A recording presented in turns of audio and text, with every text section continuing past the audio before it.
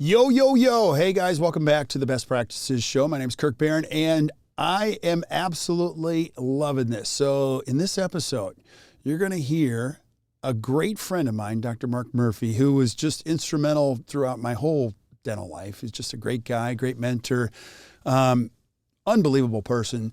And his role now is just an awesome one. And so we uncover why you should add sleep to your practice this year.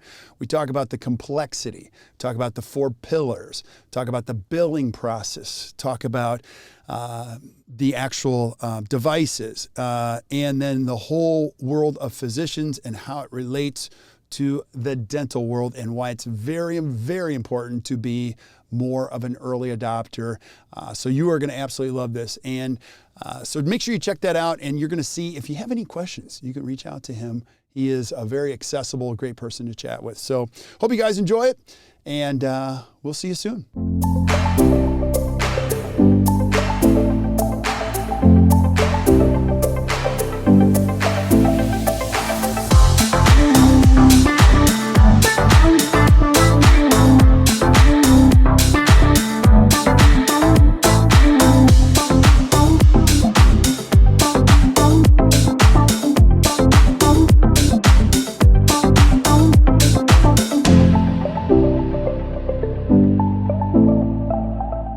Guys, welcome back to the Best Practices Show. My name is Kirk Behrendt, and I have a fabulous episode from another one of my great friends, and you guys have seen him on the podcast before, Dr. Mark Murphy. And we're going to be talking about one of the hottest topics, if not the single hottest topic in all of dentistry, which is sleep medicine. And you know this, airway has turned everything upside down or helped us re-clarify. Even 35 years of treatment planning has been turned on its head due to this thing called airway breathing sleep medicine. Now, I love this guy. Now, you guys have seen this before. And this guy loves you. So okay. That's very nice of you to say, but I always like to introduce you the way I like to introduce you. You're one of my favorite people in all dentistry. You've always taken I don't know why you take a liking into a guy who has less hair than you, not nearly as good looking, and not nearly as intelligent, but at every meeting, you know, at the Pankey Institute, I'll tell this story till the days, like I didn't really know you, and we stayed in the condos. You made me sleep on the couch or whatever, and then in the future we would meet up at dental meetings, and you got me involved in the Oakley backpacks, and then I because I wanted to be you in some way, and then I just always and you still have the backpack. Look at that, you still got it, and that's called, is that the kitchen sink? That's the kitchen sink. Oh my gosh, I ripped a hole in mine. I told them about it. They sent me a new one. You know, so it's class awesome. Company. Yeah. Now, I know who you are. A lot of people that have listened. I've had people actually listen to the podcast and then invite you to their office and say, show me how to implement this. And I'm just telling you guys, if you're listening or watching, this is one of the greatest people in all of dentistry. And if you're thinking about getting into sleep medicine, don't. Just do it. And so I always like to have, you know, Murph, we've got a lot of students listening, a lot of young dentists now. I want people to know, who is Dr. Mark Murphy before we get into this very important topic. So who are you? So I am a dentist who probably about 15, 16 years ago started drifting away from the traditional practice of dentistry onto the teaching, lecturing, consulting side, doing more dental sleep medicine, TMD, et cetera, but a lot of teaching. As you know, we've been at so many meetings together, lecturing alongside each other in different rooms at the same time. And so my world has kind of evolved. If I could have said that I planned it and did all that, you planned your life, and that turned out that way. Mine kind of happened to me, and I ran with it. But the last 5 or 6 years, I've been spending my full-time roles with a company called ProSomnus Sleep Technologies. I'm their lead clinical faculty. So I help them in education, product development, marketing. We do research, IRBs, the same kind of things you did for all the COVID vaccines and things like that are actually IRBs, clinical trials. I run those for the company. So I do a lot of fun stuff with them. And alongside that, they let me practice part-time in Rochester Hills, Michigan, doing dental sleep medicine. So one day a week, I get to do dental sleep medicine in my little neighborhood office here. I rent space from the guy that bought my practice and bought my building. And then once a month, I go down to the dental school and teach the orthodontic residents dental sleep medicine. We've got a program down there that I started at the University of Detroit Mercy. So that's kind of cool. I get a little bit of time with the D3s. And so I'm living the dream. I'm old enough to be almost your father. I'm old enough to be your father. Oh, for God's sakes. That's why I like you, because you'd be a bald son of mine instead of a bald colleague. Hey. But I'm living a dream because I'm teaching, I'm lecturing. I get to stay home a little bit more than I used to when you and I were both on the road so hard and heavy pre-COVID and all that. So this is good. Yeah, I love it. I love it. Now, I also want to dig a deep into the why here too, because this whole sleep medicine thing, it's not a fad. It's not like going to flash and go. And you are on the metric side of it. You're behind the scenes. You're watching it explode.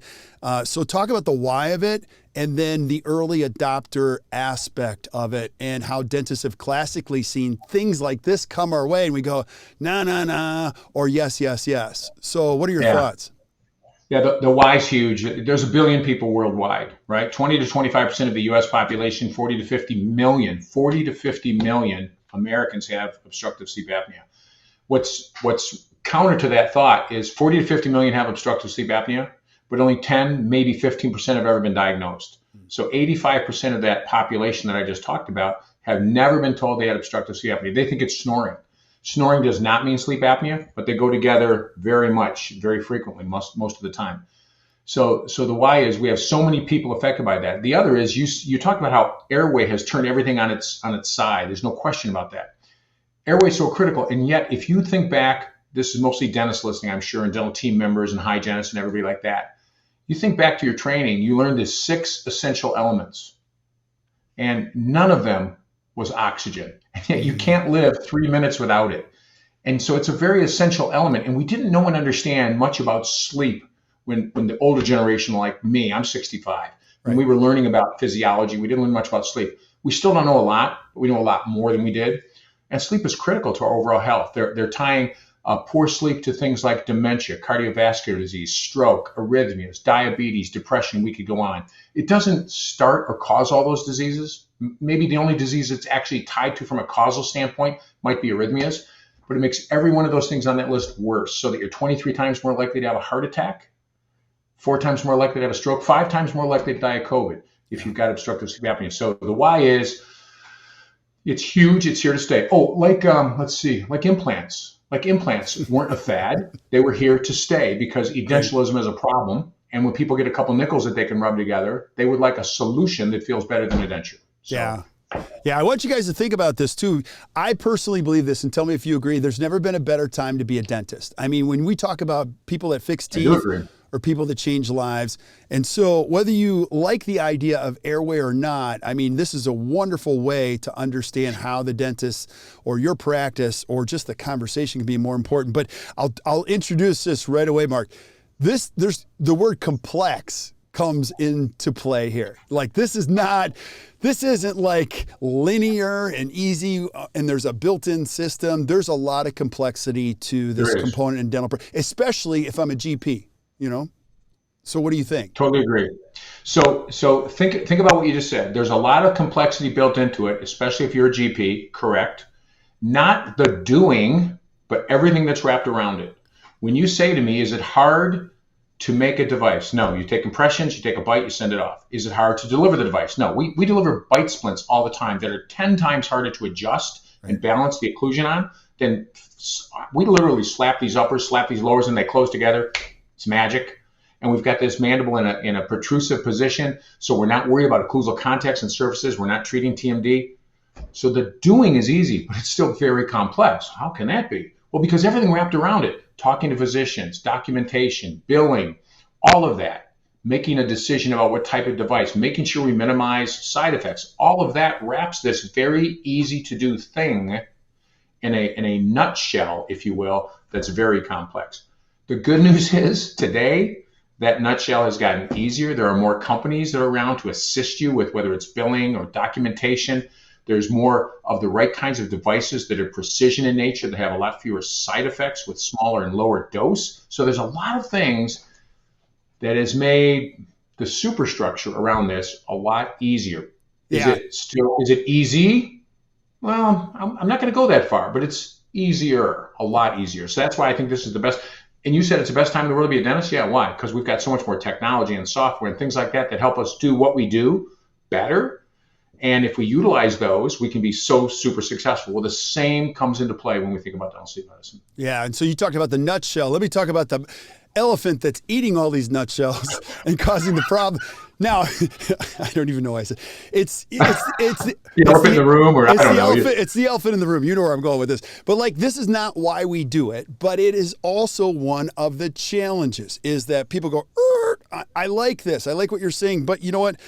I don't know how to get paid doing that. Right. I can't even, I want to control the billing. Like, how in the world? Because, you know, dentists aren't short on control wishes. You know, they're control freaks. So this kind of puts them on their edge. And so, and Mark, that is the elephant in the room. Everybody that I talk to, you know, you got sleep camps now, which happens when everybody gets opinionated about things. Sure. But among the camps, you still have the same dialogue, which is, okay, listen, I totally understand, but I have no idea how you would make part of the business part of this work. Do you hear that at all?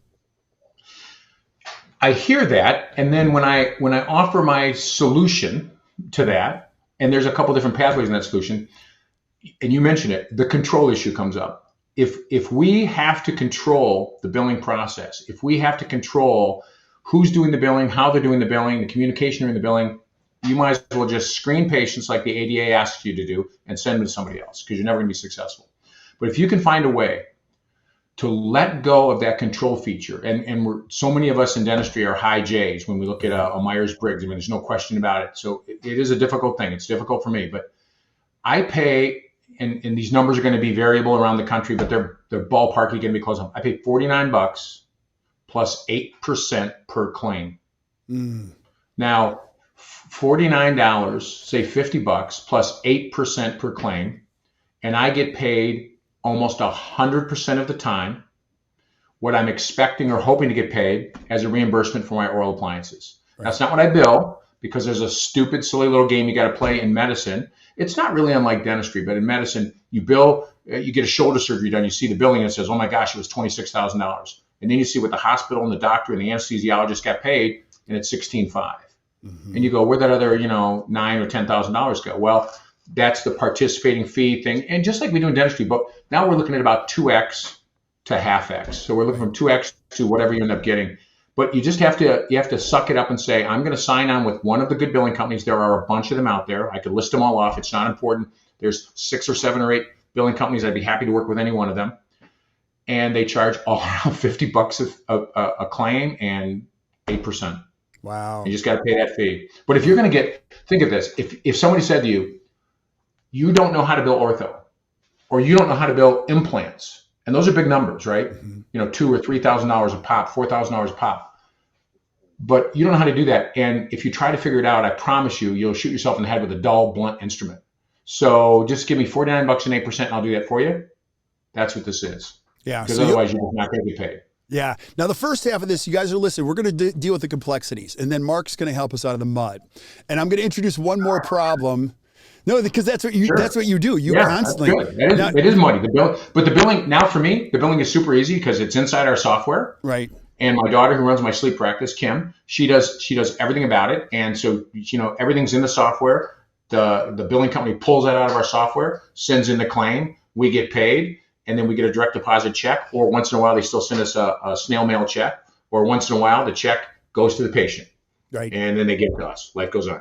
They're beautiful reimbursements. Yeah. Now, one other thing too, you guys have seen this if you've been paying attention at all. It's the physician conversation. So, which always lends itself to a little complexity, not only in philosophy, but in methodology. So help us with that complexity. So picture that you've got 2 pathways when you look at one of your own patients and you say, this patient looks like they have sleep apnea and they should get tested. I can either, in all but about 4 or 5 states, I can order the sleep test. I cannot read it and interpret it. I can read it, but I can't interpret it. I can't issue a diagnosis. I can't order up an oral appliance. That always has to be done by a physician. But I can order the starting of the ball to roll down the hill.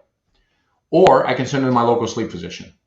Those are my choices. I can order the sleep test, and then a doc in the box who's sitting in an office somewhere, God knows where in the country, but they're licensed in your state, reads and interprets the sleep test, writes a diagnosis, and writes you a prescription. That's fine. Doesn't endear you to your local physicians at all, but it's a way to get the ball rolling in your own practice. And I do that about half the time. The other half the time I send them to my local physicians who are sleep physicians, and they do the testing. And if they're mild or moderate, they send them back to me. And if they're severe, they send them for a CPAP. And we've all agreed to those kinds of protocols and standard operating procedures. If you went back just 5 years ago, if you found 1 out of 100 physicians who was favorable towards oral appliance therapy, grab on and go find another one. Right. Today, if you went looking at that same 100 physicians, you'd find 15 or 20. That's a big deal. Mm-hmm. Now, it's still a 1 out of 5 proposition. I'm not going to lie to you. It's not like 50% of the time physicians are favorable.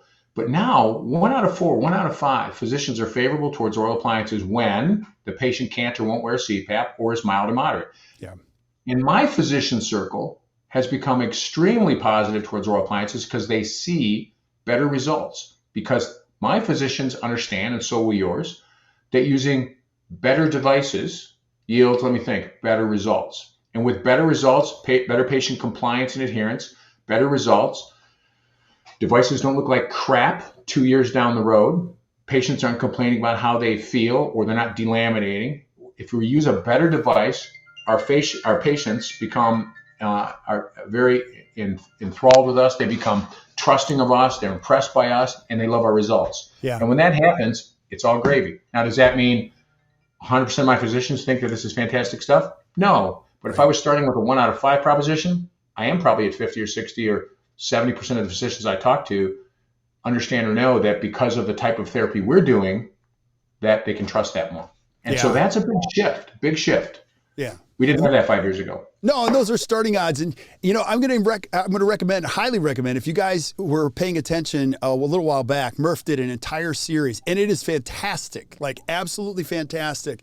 And you don't have to know it all. You can just start. And one of the things you said in the series that I absolutely love is you can't learn how to swim by watching a video. Do you know what I mean? Or reading a book. You just can't do it. You actually have to stand on the edge of the pool, and you got to jump in. And by jumping in, you're going to learn all these things, and they'll be a lot more relevant in this whole process. Now, if I'm a classically trained dentist, I've been with you, Murph. We've been through the Pankey Institute. We talk about these pillars, the 4 pillars, the 5. Now, you're messing with my brain. Come on, man. I've been taking too much education, and now you're going to throw this complexity right in the middle, right on top of everything, because if we do all these 4 pillars correctly and we still can't breathe, what good have we done? Everybody's been talking about that. Help me through that puzzle.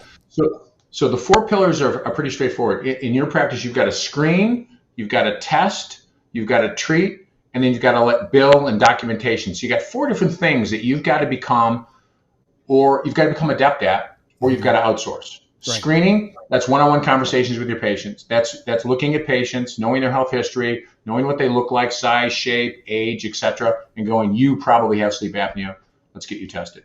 Testing, that's the 2 pathways I talked about. Send them to one of the local physicians that you work with, or go to one of these doc-in-the-box kind of organizations, just like the billing companies. There's 3 or 4 or 5 of those.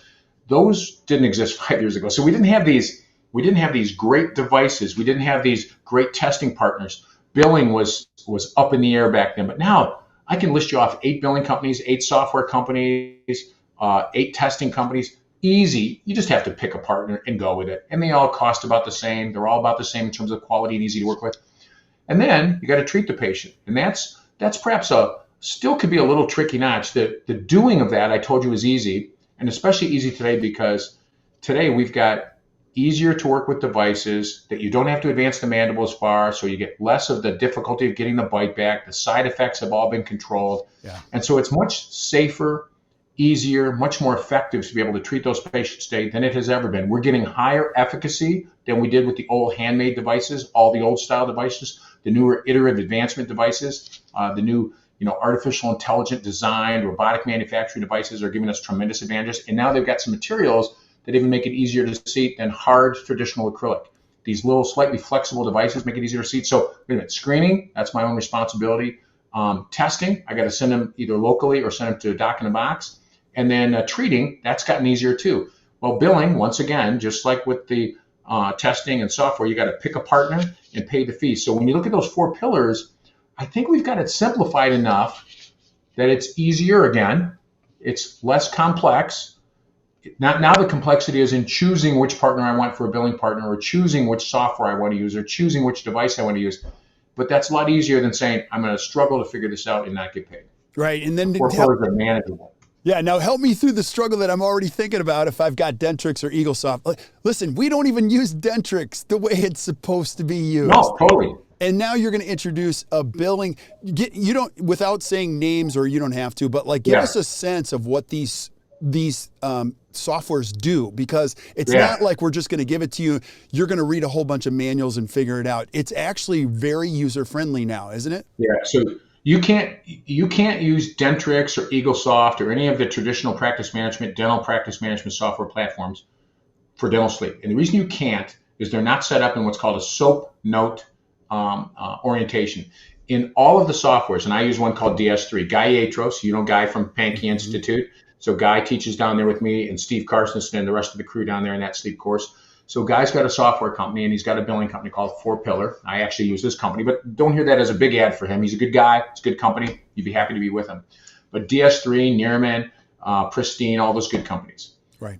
His software platform is all templated. So like today, I saw a patient, I did a patient consultation. I had to put in 52-year-old female, referred by, and the doctor's name. The rest of it's filled in. Then I put in her Epworth Sleepiness Scale number, and that all came from the software. And then I put in what her next visit was supposed to be, and that we were referring her, in fact, to sleeptest.com to get a sleep test done. I probably typed 25 characters. It took me 15 seconds, right, 20 seconds, and I pressed sign and save, and that will generate a middle-sized page of paper set of SOAP notes based on the software that she's already filled out when the insurance company or the physician asks for it, and that's going to happen. So you have to have the right orientation, the right templates, and then the software allows you to just pull from these other places and puts it all into this document for you automatically. Your Dentrix and EagleSoft will not do that. So you need a third-party software from one of these companies, and so you've got I don't know, it's $300, $400 a month. I mean, that's probably what it costs. I'm not even sure for a software license with them. Tack that onto the billing partner, and that's your cost of getting into dental sleep medicine. That's awesome. And another link that's established, if I've been practicing for 10 years, is like, I don't know how I'm going to do anything unless I'm creating tooth dust or whatever. We're having fun here, guys. So just don't take this the wrong way. Sure. I mean, you talk about telemedicine. This is a wonderful way to create value for other people without having to pick up a handpiece or always be linked to the chair side. And you were talking about last time, like you can actually, you could make a living and value without using your hands so much and more using your brain away from the chair. Is that correct? 100%. The amount of patient interaction time is totally dependent on how much you want to do in this process. Right. You can delegate almost all of the time, effort, and energy to your auxiliary staff and team just by properly training them. The other thing that's interesting about dental sleep medicine is if you say to yourself, well, this sounds interesting, Mark, and I'd like to get into it, but you're talking about a software cost, you're talking about a billing cost, and and how much am I going to make for these devices? Well, if you look at the ADA averages, not the ACT Dental Consulting client averages, because yours are going to be much higher, but if you looked at the ADA average, how's that little plug for ACT? I like that. That was really nice. Thank you. I love you too. Love you too. So, so if you look at the average ADA dentist, they're billing out, about $330, $340 an hour, $450 if you include hygiene. Mm-hmm. The average dental sleep practice is billing 4 to 5 times that per hour. Wow. Based on their reimbursements and based on the amount of time they spend in a consultation, and then an exam, impressions, bite registration, delivery, and then follow-up visits. They put about 90 minutes in, and they do between 4.5 and 5 times the average productivity of the average ADA dentist. And that's using the ADA stats. Wow. I'm not making those numbers up. Yeah, that's awesome. Now let's talk about the device side of things too, mm-hmm. Which help me understand. If I'm a young dentist, what does this look like? Like, because I need to see the technical piece of this. Like, is this easy? Yeah. And so take me inside the brain of a dentist, and when you start talking about devices. So I'm going to tell a story about implants first, because I think the implant parallel or the Invisalign parallel would be another good one. When you think about somebody who said, I want to get into implants, mm-hmm. or I want to get into ortho, they realized, and this is going back 20 years ago, they realized 20 and 25 years ago, wow, that takes a lot of training, because there's a lot of parts, there's a lot of pieces, there's a lot of protocol.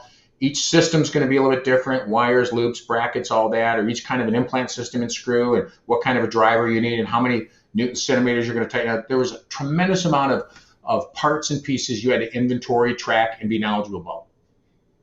Now, today, if you're a restorative dentist and implants come along, you point to the edentulous space, your surgeon sticks an implant in, and then they put a scan body on with a number on it that tells them exactly how to make the crown you're going to put. It's gotten so ridiculously simple that we should be charging less for those crowns, shouldn't we? Rather than the normal fee, but we don't. That's okay.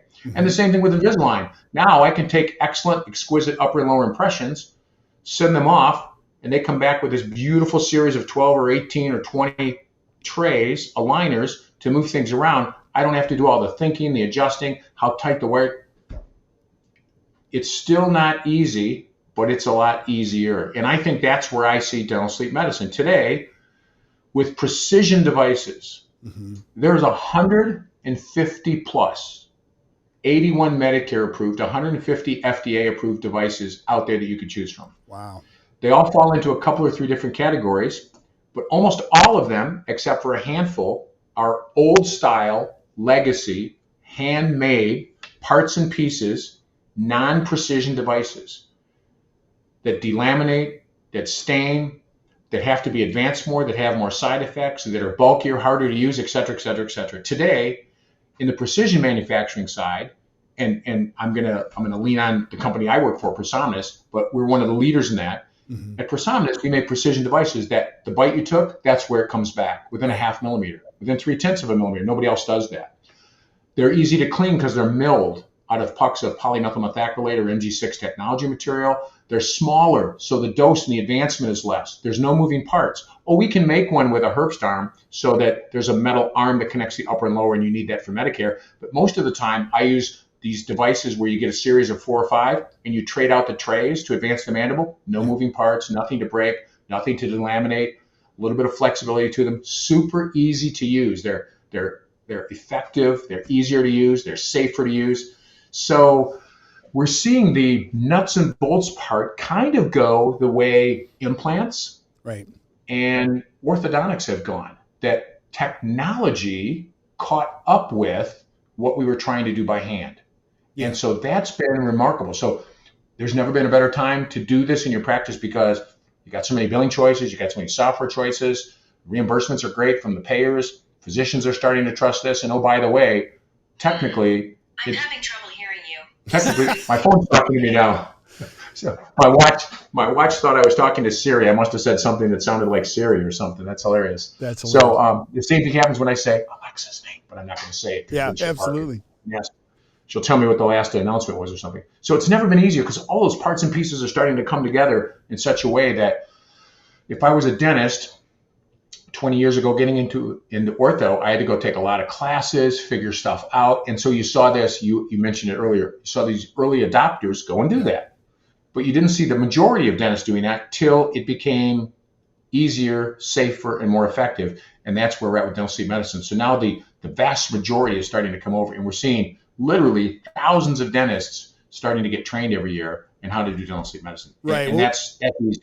But go back to that. When you say safe, effective, easy, you got to elaborate a little bit on that. You just can't, like how easy for me if I'm a dentist. If I were saying that easy on a scale of 0 to 10, okay, and I thought about implants or ortho, I would say that when I first got out of dental school, and that was a long time ago, or when somebody got out of dental school 15, 20 years ago, implants and orthodontics were hard, like 9 or 10 hard, 8 or 9 or 10 hard. They were hard, okay? Today, you'd say it's 2 or 3, 4 at the most. It's not even a 5 or 6.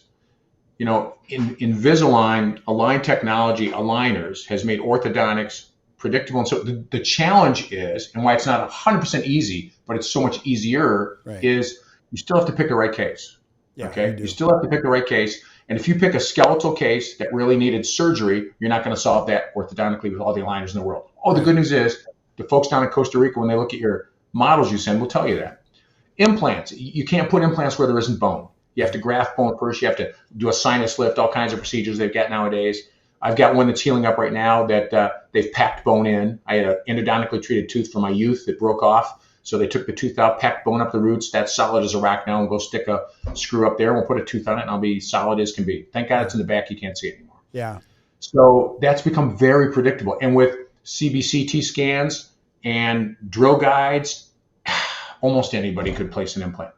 So easy. It's become easy because all I have to do is take impressions and a bite in a little producer position that I have to learn how to do that is not hard to learn. And they'll send me back a device that's easy to deliver, easy to adjust, easy for the patient to keep clean. Much, much easier than any other time you've ever seen it in dental sleep medicine. Safe. Well, safe. The devices are smaller. There's no metal parts anymore with these iterative advancement devices. So they don't break as much. There's fewer side effects. I don't want to cause TMD. I don't want to cause bite changes. I don't want to cause pain. I don't want the patient to have problems.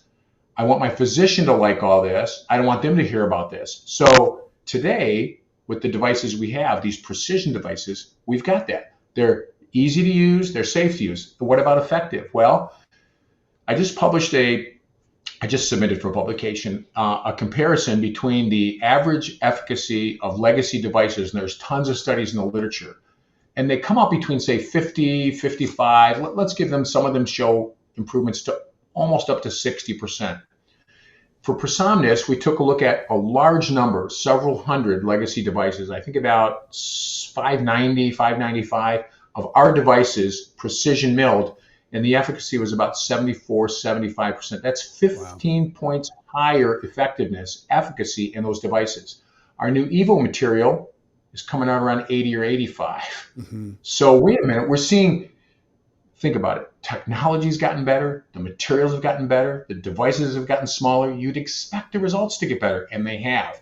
So easy, yep. Safe, yeah. Way easier, way safer, and now even more effective. So effective now that we're going to really win the hearts of physicians, like they have in several foreign countries. We're going to have the hearts and the minds of physicians in the United States. At ProSomnus, we've undertaken 2 studies. One's in Belgium with Olivier van der Vieken doing a frontline OSA therapy study, where that would use oral appliances as a frontline therapy and compare it to CPAP, and we'll win. The second one is a severe indication, because to date, the AADSM and the AASM, the dental and medical bodies, agree for mild and moderate, patients should have a choice, but severe, they should get CPAP. Well, they're okay with Inspire, and we actually have better efficacy and a broader use case than Inspire, and we certainly cost less than that $50,000 surgical procedure, and we don't have the surgical codes of the surgical procedures. So we're applying for an FDA approval for a severe indication for ProSomnus therapy. It won't apply to all devices, but it'll apply to the kinds of devices that we make. And so these are going to be big changes, again, making it even easier for physicians to come on board. So easy, safe, and effective, that's how we're making it that way. Yeah, I love that. Now go back to that. When we overlap, let's take the dental circle world and the medical circle world. How are those overlapping? Like, what are they saying on that side about us from your perspective? So they think we're a bunch of rambunctious cowboys who don't pay attention to science and run willy-nilly doing whatever we want. Wow. And pretty much that's been the history of dental sleep medicine. Not the last 5 years. The last 5 years, we've got the American Academy of Dental Sleep Medicine that has acted as a governing body, and they're certifying dentists. Very easy. It's not hard to become a qualified dentist. It's a little harder to become a diplomate. I'm a diplomate of the American Board of Dental Sleep Medicine. But to become qualified, it's having a little bit of a knowledge base, taking a long, hard weekend class, passing a test, and they'll give you a check mark and a blessing that says you're qualified to do dental sleep medicine. Okay. And they've kind of de facto become the dental group that oversees dental sleep medicine. There are other groups, other associations, other subgroups, but I would say the ADSM really controls the educational component nowadays. So you can take a great class at Pankey, you can take a great class in lots of other places, but you still probably want to end up taking a class with the ADSM and getting qualified as a dentist. Could you do it without that? Of course you could. Yeah. But I'd want to have that. I'd want to have that little check mark next to my name.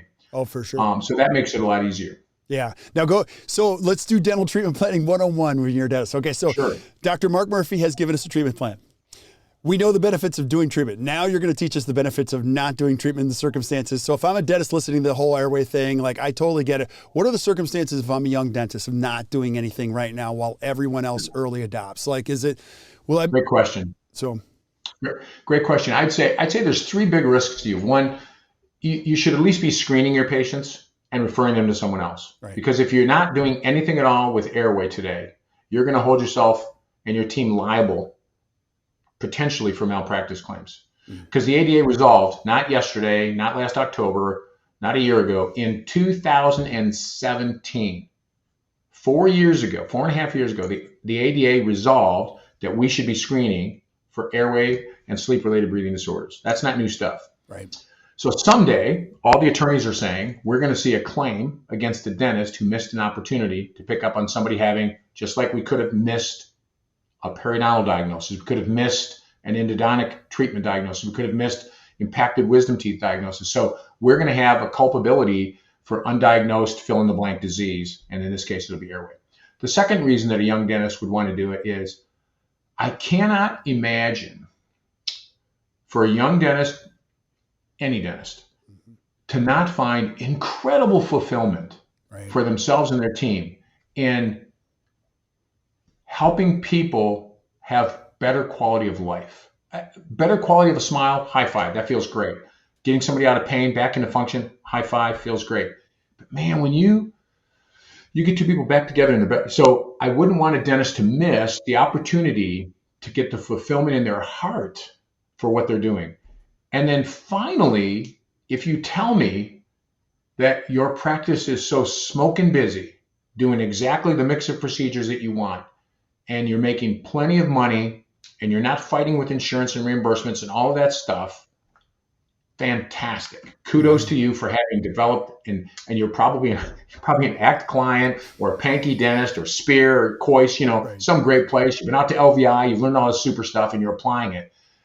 But most of us practicing dentistry find some frustrations and some shortcomings. And so I'd hate to have you have to live with not having the fulfillment, right, and then having the shortcomings of having to do what other people are telling you and making you do because you don't have control of your time. You don't have choice. Right. Something like this at 4 or 5 times the productivity per hour helps me have choice. Not just to making more money, Kirk. You know that. We've talked about this a million times. It's about chronos and kairos. Chronos is the Greek word for the measurement of time. So maybe I want to have more time because I can do a couple more crowns, or I can see another sleep patient, I can make more money. But kairos is the measurement of time that you and I find most appealing. And that's, what am I going to do with my time? Right. Am I going to get off early enough in the afternoon that I can go to my daughter's D1 sports game at UNC and get on a plane? Or am I going to make my grandkids' soccer practice or something like that I wanted to go see? So having the control over how much time I have to work to make the living I want to for myself and my family is an incredibly freedom thing. And I would not want a young dentist to miss those 3 things. Yeah, and you know this because you introduced me to these types of people. Your favorite dentists are the ones that are always challenging what they know, and they stay on the learning edge. So whether or not it's your core bread and butter, they love learning about it, love adding to the context of, how they help people, and it keeps it very exciting. The day that you turn the switch off and go, I've figured everything out, it's time to just do something else, or maybe transition out of practice. But so there's a lot. Kirk, what you said right there is important. What? You didn't say somebody had to be on the bleeding edge of something. Right. They could be on the leading edge of something. And so that's important, because I don't want to be on the bleeding edge either. I don't get my nose bludgeoned trying to figure this out. There are some great people out there, friends of ours, that have been in dental sleep medicine far longer than me. They were the ones that really, they cut the path through the woods for us. And I don't want to be the last guy on the block either getting to this. So I want to be in the early adoption coming to majority kind of thing. I don't want to be the first. That's too tough. And I don't want to be the last. And that's what Dr. Pankey used to say. Don't be the first to do something. Don't be the last either. Right. It's like the guys that got into implants first. They were really on the bleeding edge, and it was radical. And then there's a certain point where it became, whoa, this is an incredible opportunity to really help patients. And so I totally agree with you. And so what if I'm a dental student, Mark, or I'm just getting into practice? Like, there's a lot of choices. Where do I start? Like, lay out a path for me. Just tell me what to do. Where do I start to learn and implement this stuff? So last Thursday, one of the D3 students from Detroit Mercy came out to spend the day at our office with us to see what dental sleep medicine looks like, because they'd heard our lectures and they learned about it in class. They had some free time, so they came out and spent the day with us. And now that young lady, that young dentist wants to go into dental sleep medicine as part of her orthodontic curriculum. She'd want to meld ortho with dental sleep medicine.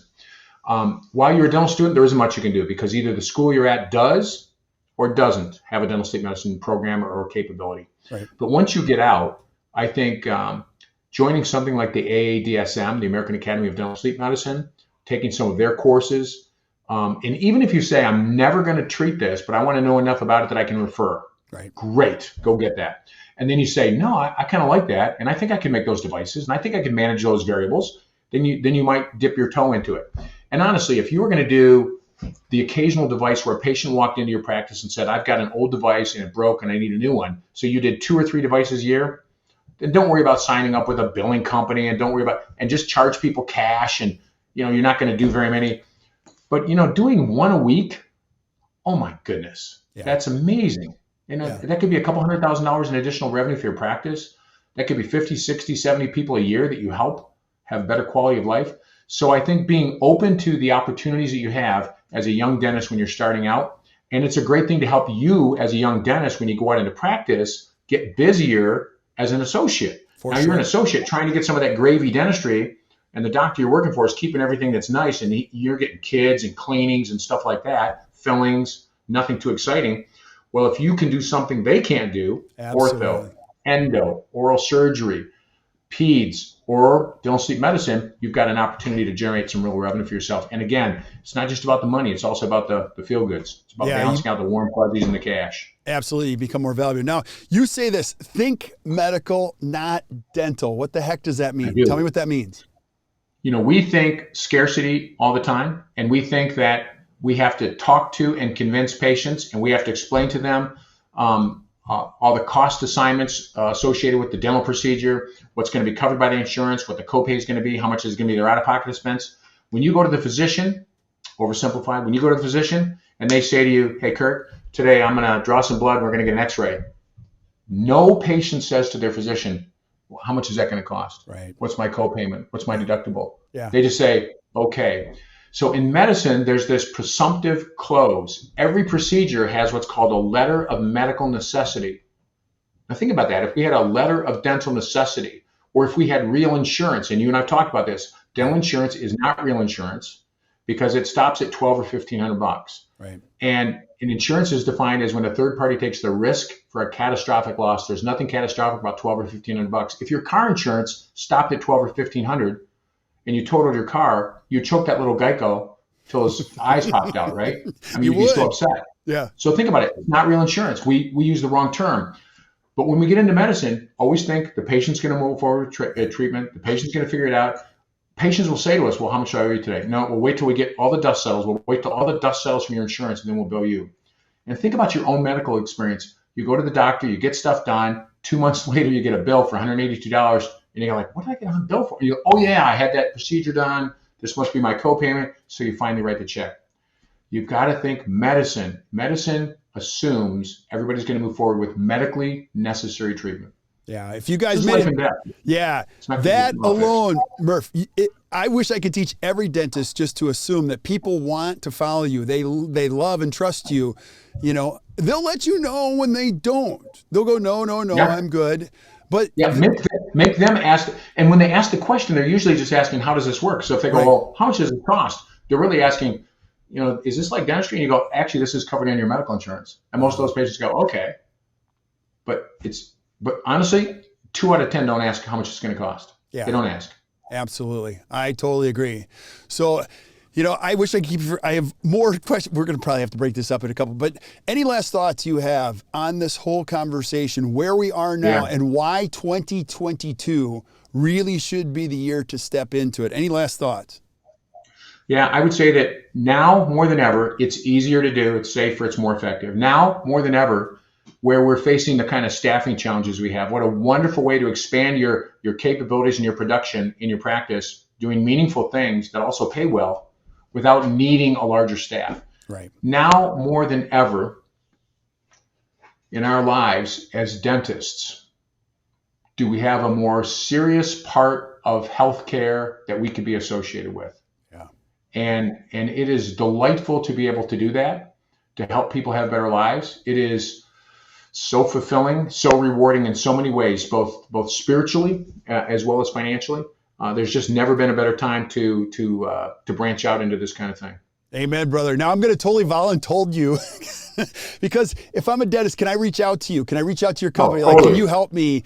And now I already know the answer to this because, you're okay with people reaching out to you. I'm going to leave your email 100%. In the contact information. So if you're listening on Spotify or Stitcher, do me a favor, pull over first. Don't drive and do this, but we'll leave Mark's information down there and I can reach out to you and you'll help me at least answer some questions and all that kind of stuff.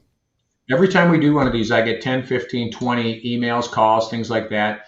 People wanting to know more information. I can either direct them to somebody. Sometimes I can answer the question myself, whatever it takes. And I'm happy for that to be in the hundreds. It's all good.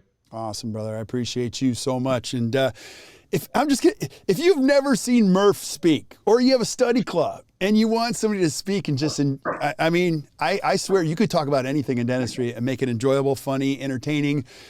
And it is awesome stuff. It's like watching one of the very best. So thank you, brother. Thanks for being on.